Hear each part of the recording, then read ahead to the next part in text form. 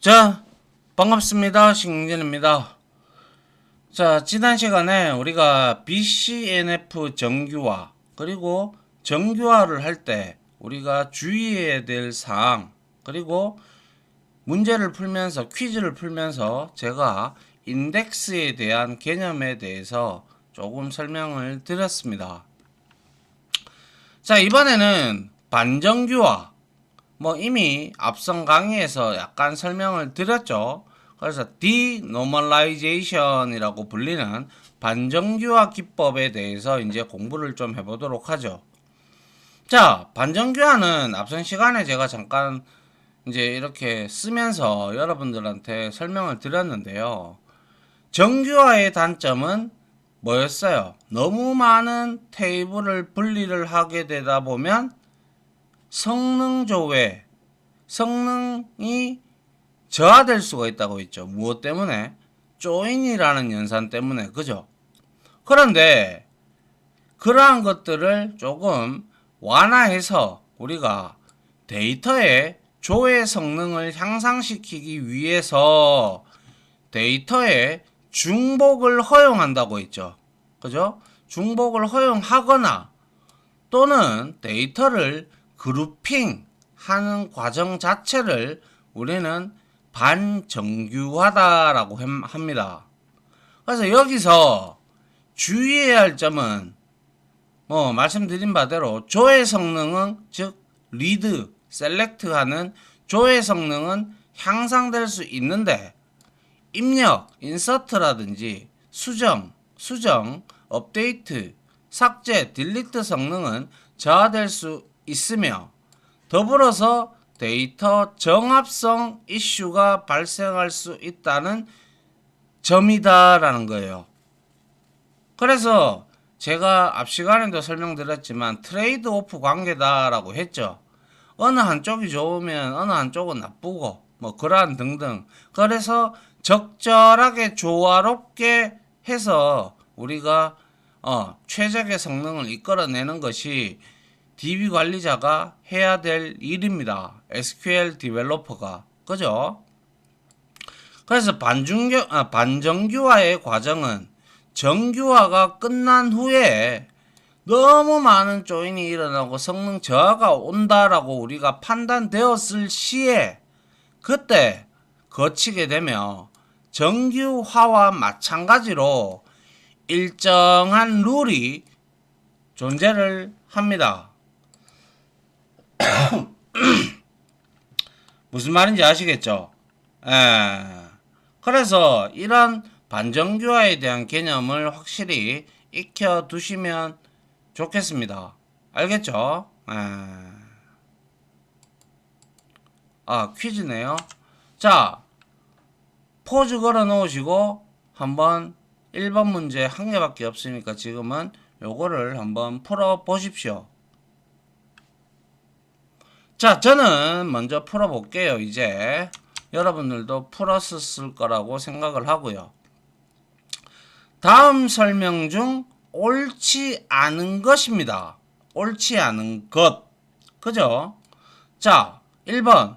모델 설계 과정에서 정규화와 반정규화는 동시에 일어난다?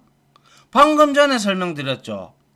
반정규화는 모든 정규화를 마친 후에 성능상의 문제가 발생이 되었을 때, 이슈가 있을 때만 고려하는 것이 원칙이다라고 말씀을 드린 바 있어요. 그죠? 그래서 이게 틀렸어요. 1번이 일단 틀려서 이게 정답이죠. 2번 한번 보죠. 정규화를 했을 때 조회 성능이 심각하게 저하되는 경우 반정규화를 고려해 볼 수 있다. 맞습니다. 그죠? 반정규화를 하면 정합성에 문제가 있다고 했죠. 그래서 데이터 무결성이 저해된다고 볼 수가 있겠죠.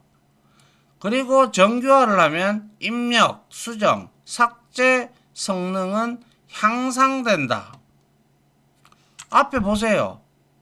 입력, 수정, 삭제 성능은 저하될 수 있으며, 그죠? 조회 성능은 향상될 수 있으나, 그런데 정규화를 한다. 정규화를 하게 되면 입력, 수정, 삭제 성능이 향상되는 것은 맞는 내용이죠. 그래서 해설을 하면 뭐예요?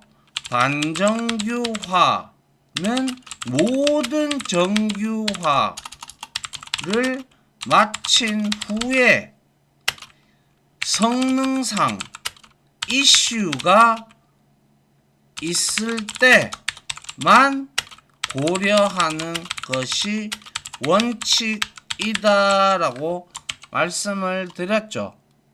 맞습니까? 그래서 이거는 여러분들 쉽게 풀으셨을 거라고 개인적으로 생각을 합니다. 알겠죠? 자, 다음 장 한번 보도록 하죠. 자, 그러면 첫 번째 테이블의 반정규화의 방법에는 어떤 게 있는지부터 살펴보도록 하죠.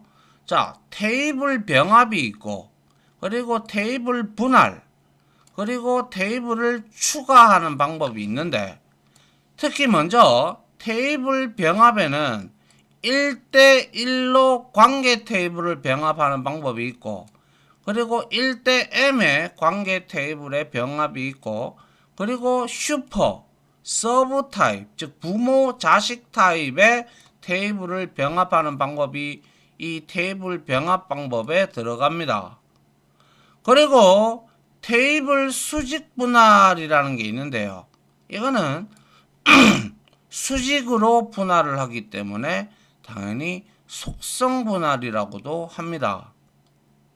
그 다음에 테이블 수평 분할은 우리가 인스턴스 뭐예요? 테이블이 이렇게 있으면, 그죠? 이렇게 있으면 여기가 바로 애트리뷰트 속성이죠. 컬럼. 그리고 여기 전체 다를, 로우의 전체 다를 우리는 인스턴스라고 했죠.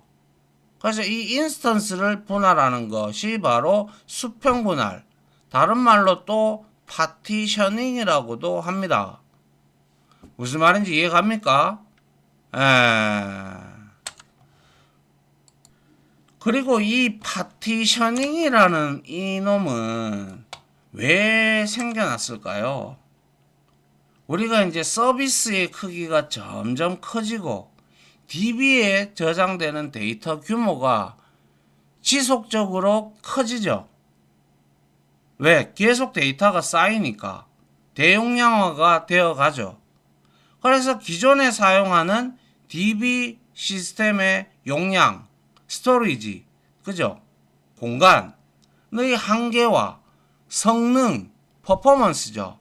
의 저하를 가져오게 됐어요. 그죠? 그래서 우리는 다시 말하면 VLDB라는 개념이 있는데요. Very Large DBMS와 같이 이게 바로 VLDB입니다.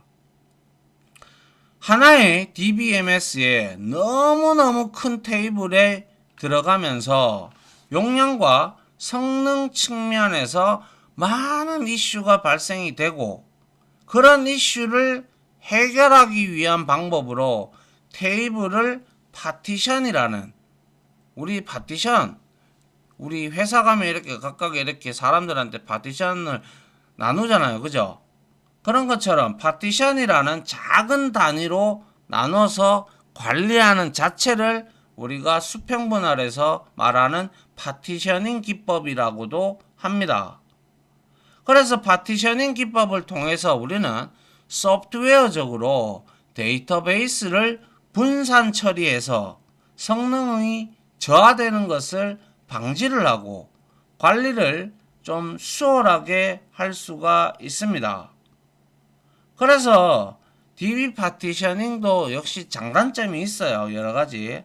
뭐 장점은 보면 뭐 파티션 단위로 백업을 하기 때문에 뭐 그러한 성능은 괜찮죠. 그래서 파티션 단위로 백업, 그리고 추가, 뭐 삭제, 변경. 그렇기 때문에 전체 데이터를 손실할 가능성이 그만큼 줄어들어서 데이터의 가용성이 향상된다라는 것도 있죠. 그죠?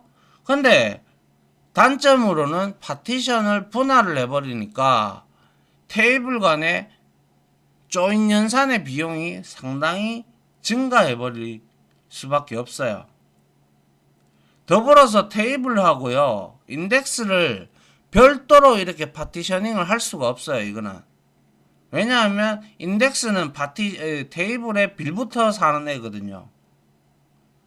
알겠죠? 그래서 테이블하고 인덱스를 같이 파티셔닝을 해야 된다라는 그런 걸 잘 고려를 해야 된다라는 단점이 있어요. 자, 그래서 그게 바로 수평 파티셔닝이라는 거예요. 그리고 반정교화 기법 중에서 테이블 추가라는 게 있어요.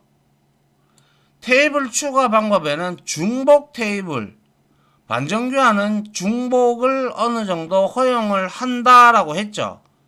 그리고 통계 테이블 추가, 이력, 즉 로그 테이블 추가, 그리고 부분적으로 테이블 추가, 이러한 방법들이 존재를 합니다. 그래서 이러한 종류들을 좀 알아두고, 그리고 그거에 대한 각각에 대한 개념들을 여러분들이 잡고 계시면 좋겠습니다. 그래서 1번 먼저 테이블 병합에서, 자, 얘는 업무 프로세스상 조인 연산이 필요한 경우가 많아서 테이블을 통합하는 것이 성능적인 측면에서 유리할 경우에 고려를 하는 거예요. 그러니까 여러 개로 막 테이블이 우리가 정교화를 하다 보면 떨어져 있잖아요. 그러면 그때 차라리 그렇게 조인 연산이 많이 될 것 같으면 아예 테이블 자체를 병합을 시키자, 이 뜻입니다. 그러면 테이블 조인 연산보다 병합하는 게 성능상 유리하다고 생각이 들면 고려를 해볼 수 있다 이거예요.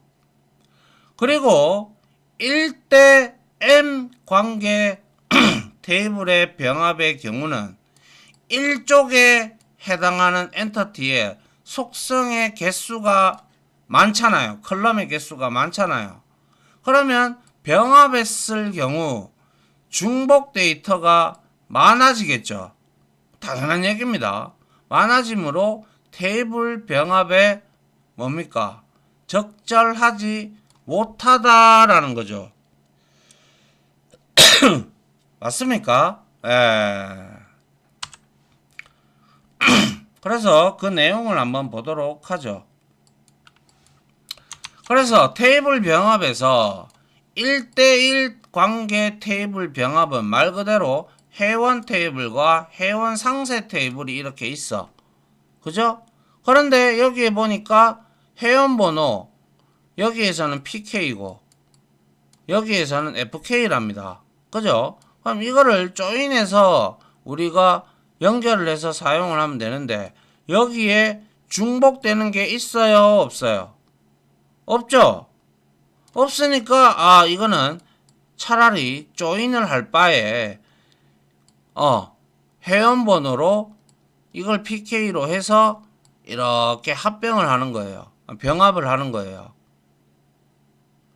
그리고 두 번째로 1대 M의 관계 테이블 병합은 만약에 1쪽에 속성이 많다면 안 된다고 했잖아요. 왜? 중복된 행의 개수가 많다라고 했잖아요.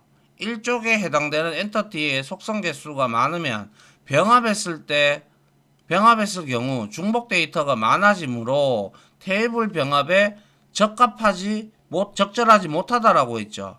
그렇기 때문에 1쪽도 어느 정도의 속성을 가지고 있어야죠.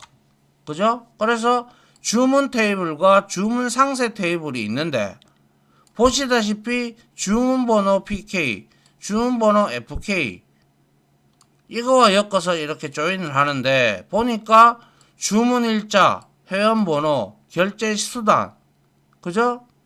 그래서 이거를 어떻게 플러스해서 1대 M의 관계로 자 주문 번호 이거는 동일하죠.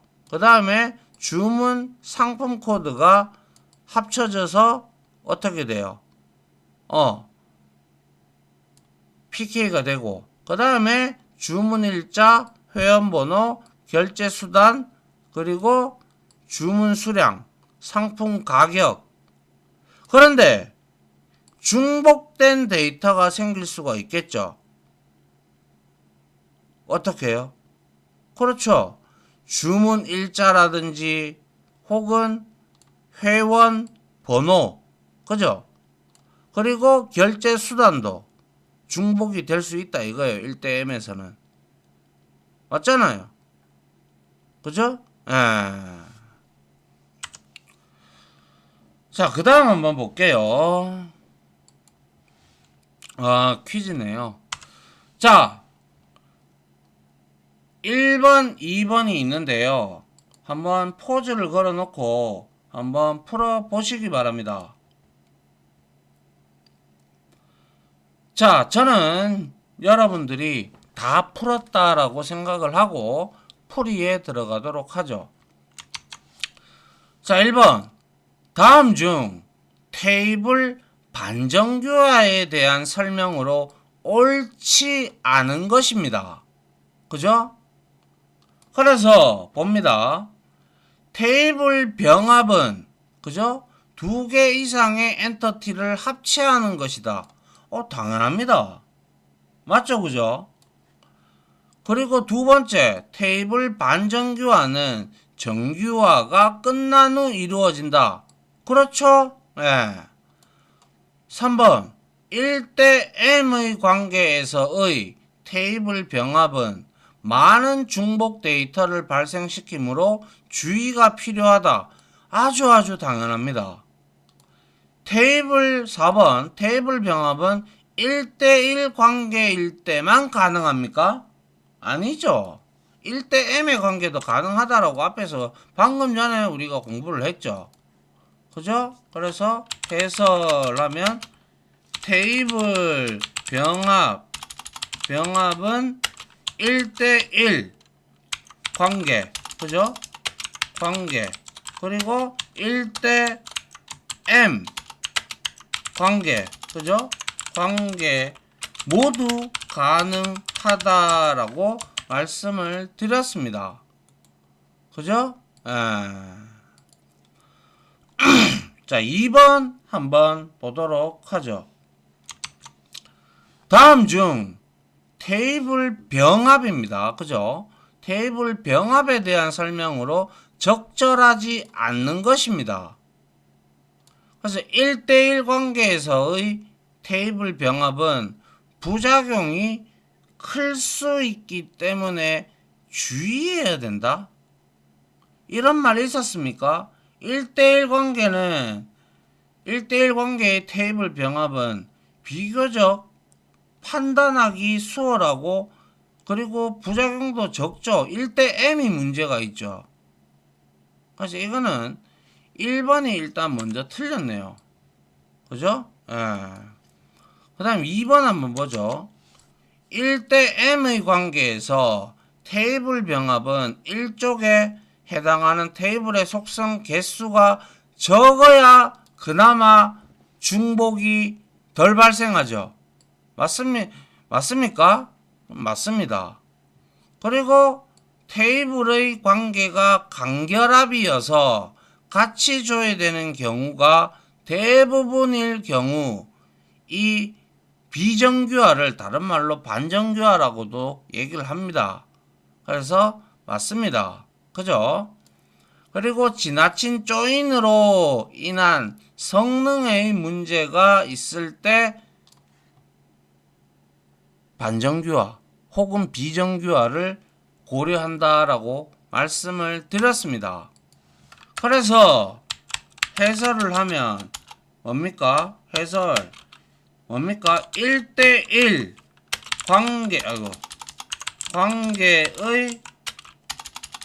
관계의 테이블 병합은 비교적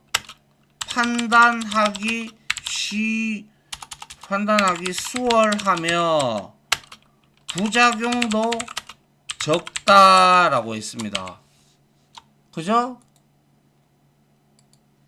부작용이 많은 것은 1대 n에서 문제가 발생할 경우가 그렇다라는 것입니다. 그죠? 맞습니까? 자, 여기서 근데 간결합이라는 말이 나왔죠. 이 간결합이라는 것은 뭐냐면 우리가 프로그래밍 언어로 알약 정말 프로그래밍 언어로 생각을 하면 모듈 사이의 의존도를 우리가 나타내는 지표로 볼 수가 있는데요. 그래서 만약에 어떤 클래스, 그러니까 테이블로 보면 어떤 컬럼이나 어떤 테이블이 다른 테이블에 종속되어 있다. 그것도 강하게 종속되어 있다. 그래서 많이 의존한다. 그러한 구조를 간결합이라고 합니다. 알겠죠? 그래서 간결합, 다른 말로 우리가 타이틀리 커플링이라고 하는데요. 이거는 간결합이란 어떤 테이블이 다른 테이블에 굉장히 많이 의존하고 있는 구조를 의미한다라고 여러분들이 이해를 하시면 되겠어요. 그러니까 당연히 이 간결합이어서 같이 줘야 되는 경우에는 당연히 대부분 반정교화하고 비정교화하고 같은 말입니다. 고려를 해야 되겠죠. 알겠죠? 자, 그 다음 한번 볼게요. 자, 이번에는 테이블 분할입니다. 테이블 분할에서 테이블 수직 분할이 있었고 테이블 수평 분할이 있었어요. 그죠? 수직 분할은 속성을 분리하는 거예요. 맞습니까? 그래서 우리가 우리가 반정교화를 하는 기법에 뭡니까? 수직, 수평 분할이 있는데 이거는 수직은 말씀드린 바대로 엔터티의 일부 속성을 별도의 엔터티로 분할을 하는 거예요. 그래서 1대1 관계가 성립을 하는 거예요. 그래서 특정 속성들만 접근이 잦을 경우 우리가 컬럼을 속성을 쪼개서 테이블을 나누는 거예요. 그래서 여기에 회원 테이블이 있어. 근데 회원번호가 PK이고 아이디, 회원명, 핸드폰 번호, 배우자명, 그리고 배우자 핸드폰 번호가 있어.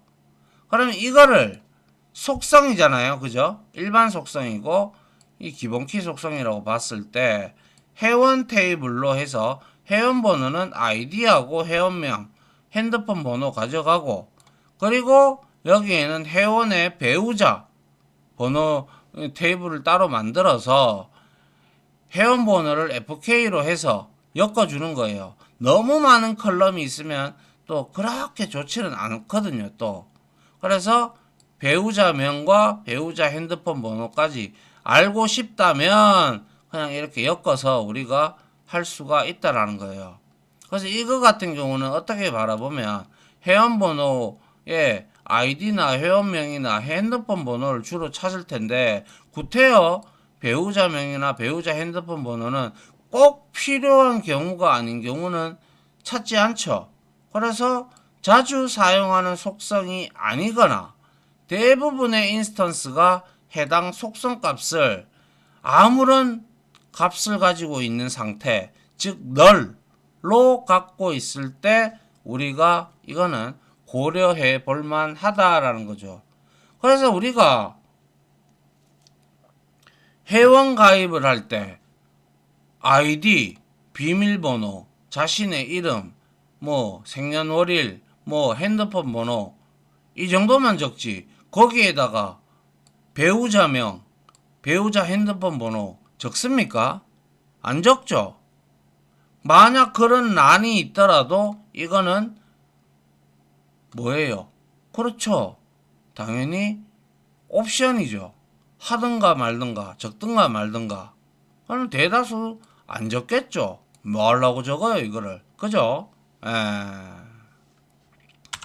이게 바로 테이블 수직 분할이고요. 자, 그 다음 보죠. 아, 또 퀴즈네요. 자, 봅니다. 1번 여러분들 포즈 걸어놓고 한번 반드시 풀어 보십시오. 알겠죠? 예. 자, 1번 다음 중 테이블 수직 분할 방금 전에 배웠어요. 수직 분할에 대한 설명으로 가장 적절하지 않은 것은입니다. 자, 보죠. 1번 테이블의 일부 속성을 별도의 테이블로 분리하는 것이다. 맞습니다. 그죠? 속성을 별도로 분리하는 거. 그리고 테이블을 수직 분할하면 한 개의 블록에 더 많은 인스턴스를 저장할 수 있게 된다. 맞습니까? 그죠? 맞습니다. 그죠? 테이블을 수직 분할을 하게 되면 한 개의 블록에 더 많은 인스턴스를 저장할 수 있게 됩니다. 그리고 세 번째, 테이블의 수직 분할을 하는 경우 1대1 관계 내지는 1대_m 관계가 형성될 수 있다. 1대_m은 안 된다고 했죠. 그죠? 3번이 틀렸고요. 그래서 3번은 일단 먼저 틀렸고요. 그리고 4번 속성의 사용 빈도나 속성 값의 널 여부를 기준으로 분할할 수 있다. 배웠잖아요. 그죠? 맞고요. 해설하면 자, 테이블을 수직 분할하면 1대1 관계의 테이블이 2개 생긴다라고 이 부분을 알아두시기 부탁드리겠습니다. 알겠죠?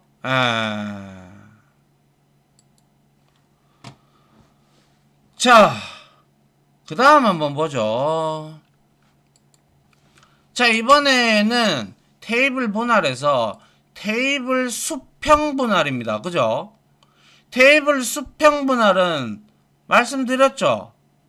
엔터티의 인스턴스 뭐예요? 로우, 행 그죠? 를 특정 기준으로 별도의 엔터티로 분할 파티셔닝에 대해서 설명드렸습니다. 분할한다.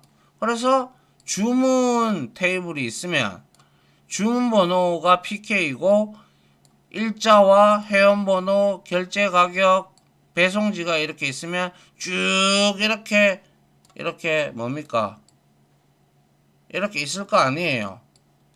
이렇게 주문 번호, 주문 일자, 그리고 결제 가격, 그리고 배송지 이렇게 있어요. 그러면 시간이 지남에 따라서 쭉쭉 계속 데이터가 쌓이겠죠. 그죠? 그럼 어떻게 해야 돼요? 너무 많이 데이터가 쌓이면 우리가 인덱스를 쓰지 않고 셀렉팅을 한다면 상당히 풀 테이블 검색을 하기 때문에 시간이 오래 걸릴 수도 있단 말이에요. 그럴 때 이와 같이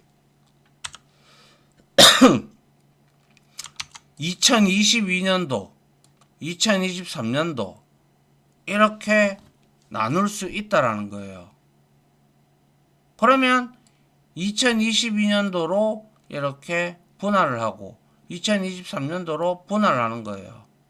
그래서 이거는 속성의 분리가 아니라 인스턴스를 특정 기준, 통상적으로는 이런 우리가 년 단위 혹은 뭐 그런 시간적인 단위로 나누는 게 좀 많습니다.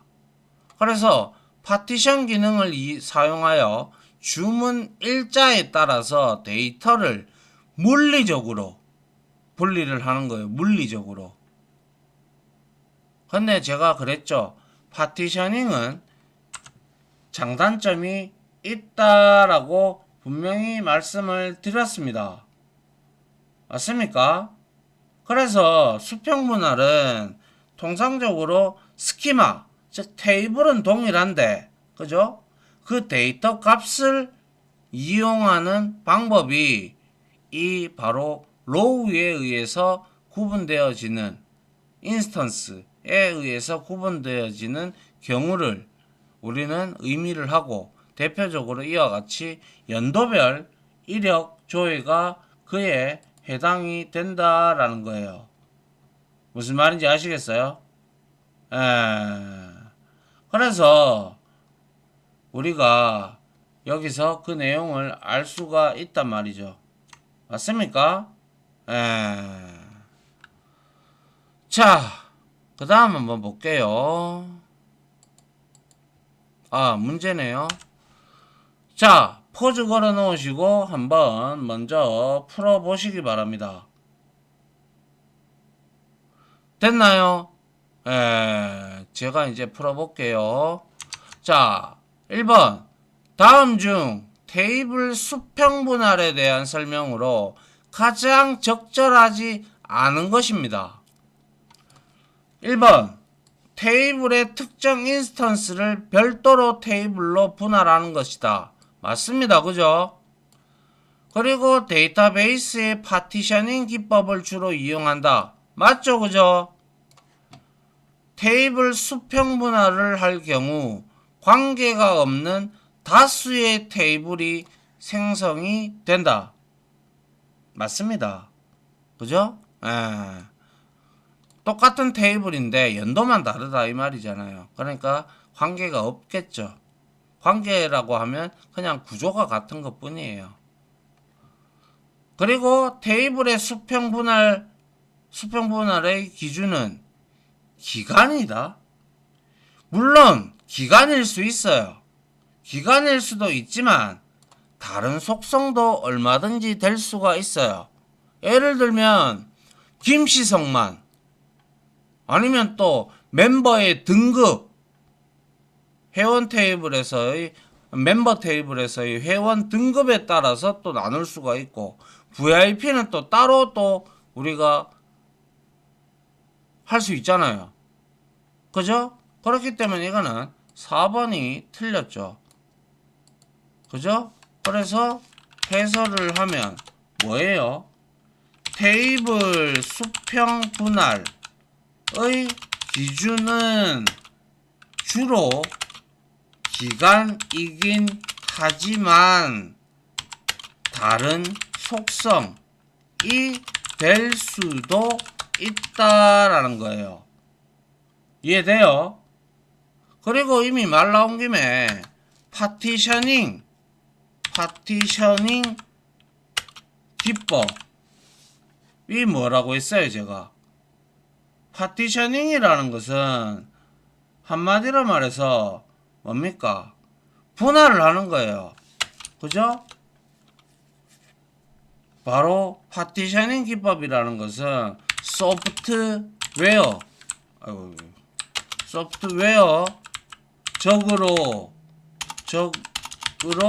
데이터베이스를 처리하여 성능이 저하되는 것을 방지하고, 그리고 관리를 보다 수월하게 할 수 있게 하는 기법이다라는 거예요.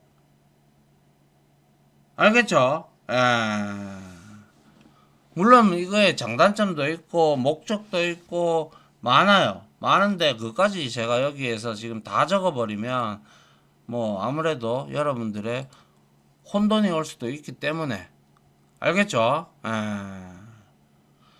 자, 일단 강의는 이번 시간은 여기까지 하도록 할게요. 다음 시간에는 이제 테이블 추가, 반정교화 기법 중에서 세 번째에 해당하는 테이블 추가부터 우리가 한번 살펴보도록 하고요. 이번 시간에는 테이블 반정교화에 있어서 뭡니까? 테이블 반정교화의 반정교화의 개념과 그리고 반정교화의 기법, 그죠? 그리고 테이블 병합, 그리고 테이블 분할, 그죠? 까지 우리가 좀 살펴봤습니다. 자, 여기까지 강의 마무리하도록 하고요. 다음 시간에 이어서 진행하도록 하겠습니다. 자, 지금까지 강의 들어주신다고 수고 많으셨고요. 다음 강의로 찾아뵙도록 하겠습니다. 고생 많으셨습니다. 감사합니다.